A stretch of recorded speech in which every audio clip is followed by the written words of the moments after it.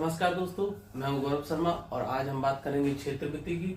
जैसा कि आप लोग जानते हैं कि मेरा चैनल है जीएस क्लासेस के नाम से और मैं इस चैनल के माध्यम से अभी तक आप लोगों को मैथमेटिक्स के कार्य काफ़ी सारे चैप्टर्स बता चुका हूं।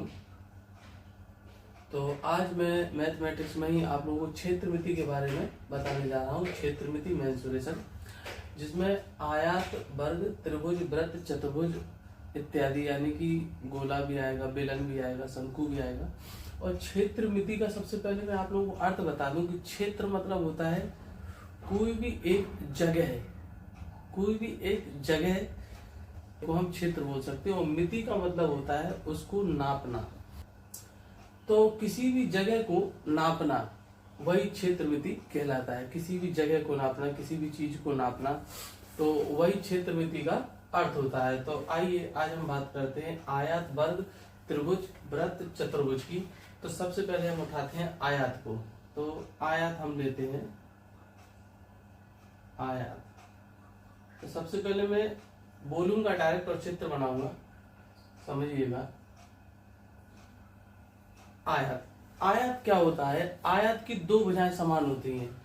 होते तो चार भुजाओं वाला ही है, लेकिन इसकी दो भुजाएं समान होती हैं। जैसे कोई प्लाट होता है और उसमें भी अपन अगर प्लाट खरीदते हैं किसी भी हिसाब से स्क्वायर वाला, तो उसमें भी दो भुजाएं होती हैं। या अगर अपन कभी कभी चारों भुजाएं जिसकी समान होती है वो वर्ग हो जाता है।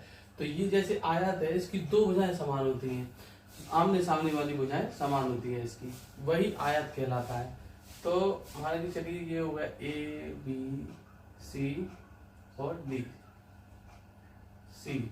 तो इसमें देखिए ये वाली भुजा समान है और ये वाली समान है। देखो अलग समझ में आ रही होगी, ये वाली बड़ी है और ये वाली छोटी है। तो ये बड़ी है और ये सामने वाली भी सी के बराबर है। तो इसको मान लिया हमने x और इसको मान लिया y। इसको x माना तो ये भी x होगा, इसको y माना तो ये भी y होगा, क्योंकि आमने सामने की भुजाएं समान है। ये एक आयत है, समझ आयत, ठीक है। अब परिमाप क्या होता है? आयत के जो फॉर्मूले हैं यही मैं आप लोगों को बता रहा हूँ। परिमाप, आयत का परिमाप होता है चारों भुजाओं का योग। चारों भुजाओं का योग मतलब क्या हो जाएगा? चारों भुजाओं का योग x प्लस वाई, फिर x प्लस वाई, ये हो गया 2x प्लस 2y, 2 कॉमा ले लिया, x प्लस वाई। x क्या है? लंबाई, प्लस वाई क्या है? चौड़ाई। इस तरीके से ये जो है परिमाप का फॉर्मूला आ गया आयत का। आयत का परिमाप का फॉर्मूला क्या हो गया? 2 ब्रैकेट में लंबाई प्लस चौड़ाई। इसी तरीके से हम क्या करेंगे, इसका जो है क्षेत्रफल निकालेंगे। क्षेत्रफल में क्या होता है कि लंबाई और चौड़ाई का गुणा हो जाता है। लंबाई गुणा चौड़ाई, ये हो गया आपका क्षेत्रफल। तो परिमाप ये हो गया, क्षेत्रफल ये हो गया। कभी भी कोई आयत पर सवाल आए तो उसको कैसे सॉल्व करेंगे ये भी मैं आप लोगों को बता देता हूं। क्वेश्चन आ गया एक, क्वेश्चन नंबर 1।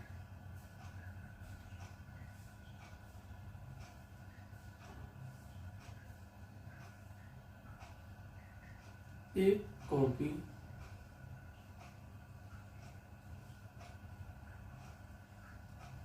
जिसकी एक भुजा 25 और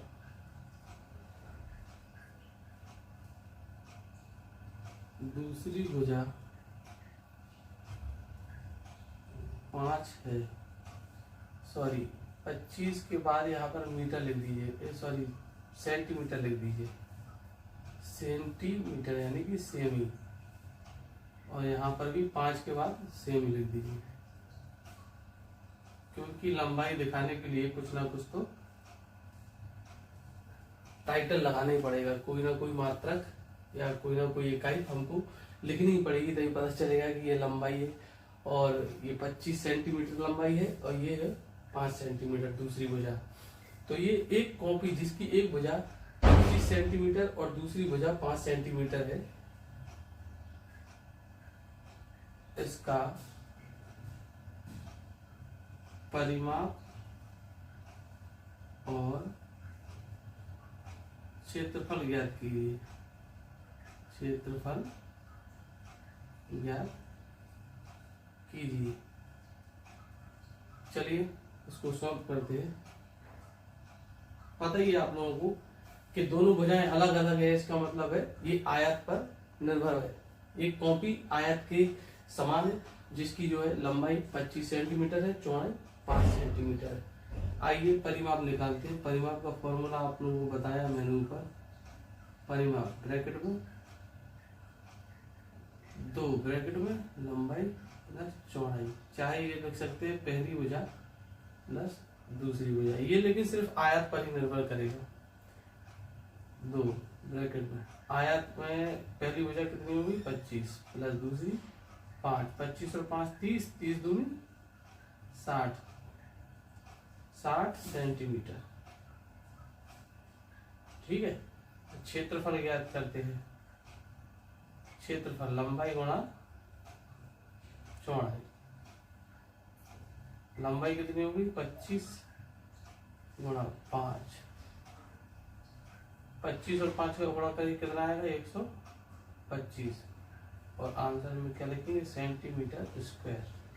अच्छा, ये सेंटीमीटर स्क्वायर क्यों आया इसके लिए मैं आप लोगों को बता दूं। जैसे 25 के साथ हमने सेंटीमीटर लिखा, इंटू 5 के साथ भी हमने सेंटीमीटर लिखा, संख्या का तो गुणा हो गया 25 5 125। जब सेंटीमीटर का गुणा सेंटीमीटर में होगा तो सेंटीमीटर का भी तो स्क्वायर हो जाएगा, इसलिए ये जो सेंटीमीटर स्क्वायर हो जाता है। और कुछ जगहों पे जैसे पता है आप लोगों को कि मीटर स्क्वायर किलोमीटर स्क्वायर क्यों लिखा रहता है, तो इसी तरीके से हम लोग पता कर लेते हैं कि मीटर स्क्वायर और सेंटीमीटर स्क्वायर कैसे आता है। तो ये जब क्षेत्रफल ज्ञात करते हैं तो इस तरीके से सॉल्व हो जाता है। ये आंसर आ गया, समझ में आ गया होगा जहाँ तक मेरा अंदाजा है। तो आज हमने बात की आयत की। तो आयत का जो परिमाप है वो क्या है, तो ब्रैकेट में लंबाई प्लस चौड़ाई, क्षेत्रफल लंबाई गुणा चौड़ाई। और पहला जो सवाल है वो मैंने आप लोगों को इस तरीके से बताया, और मेरा सोचना है कि आप लोगों को ये बहुत अच्छे से समझ आया होगा, और मेरे साथ बने रहिए और आगे के सवाल भी सीखते रहिए। बहुत बहुत धन्यवाद, थैंक यू। अभी हमने आयत के बारे में सीखा और अब हम वर्ग के बारे में सीखेंगे। वर्ग, वर्ग ये है वर्ग। इसमें क्या चीज कॉमन रहती है, इसमें समान सारी भुजाएं बराबर होती है, जितनी भी भुजाएं इसकी हैं वो सारी बराबर होती है। ए सारी भुजाओं की लंबाई बराबर होती है। तब आप लोग स्वयं बता दीजिए कि इसका परिमाप क्या होगा। परिमाप मतलब तो आपको पता ही होगा, चारों भुजाओं का योग, यानी कि 4a। या इसको ये भी लिख सकते हैं, ये भी लिख सकते हैं इसको 4 ब्रैकेट में भुजा। तो क्षेत्रफल क्या होगा इसका, a का स्क्वायर। कैसे, लंबाई गुणा चौड़ाई, यानी कि a इंटू ए, यानी कि a स्क्वायर। और इसको हम लोग क्या लिख सकते हैं, भुजा स्क्वायर। ये हमारा क्या आ गया फॉर्मूला। परिमाप आ गया, ये क्षेत्रफल हो गया। अब हम इस पर एक सवाल सीखेंगे। सवाल क्या है, कोई भी सवाल ले लो। एक बोर्ड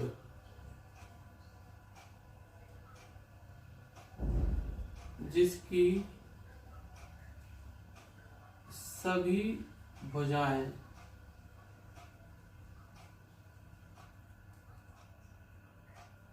समान है और एक भुजा की लंबाई 2 मीटर है,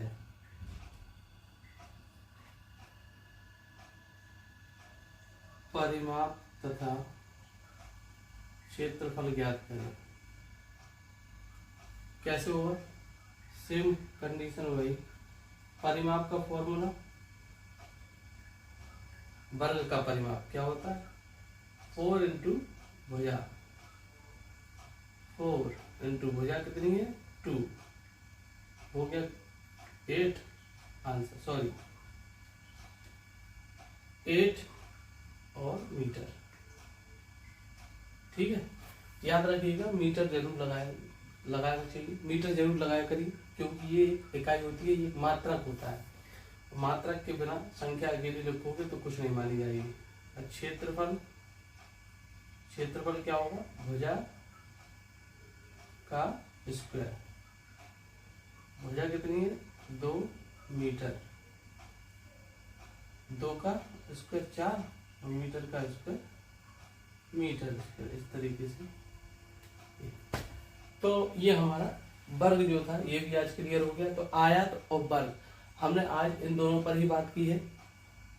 और जहाँ तक मेरा सोचना है कि आप लोगों को ये मेरा वीडियो बहुत अच्छा लगा होगा, और आप लोग मेरे साथ बने रहिए और जुड़े रहिए। मेरे चैनल को सब्सक्राइब कीजिए, शेयर कीजिए, क्योंकि मैं आप लोगों के लिए बहुत अच्छे सवाल लेकर आ रहा हूँ और आप लोग सीख भी रहे होंगे। बहुत ही आसानी से मैं आप लोगों को सिखा रहा हूँ। मुझसे जुड़ने की कोशिश कीजिएगा, मेरे प्रत्येक वीडियो को लास्ट तक देखिए, क्योंकि वही आपके फायदेमंद वीडियोस हैं और आपको वही फायदा देंगे मेरे सारे वीडियोस, और उन्हीं से आप लोग बहुत जल्दी सीखें। क्योंकि मैं बेसिक से ही सिखाना चाहता हूँ, कोई ट्रिक नहीं लगाना चाहता हूँ, क्योंकि ट्रिक लगाने से हम लोग बेसिक नहीं सीख पाते हैं।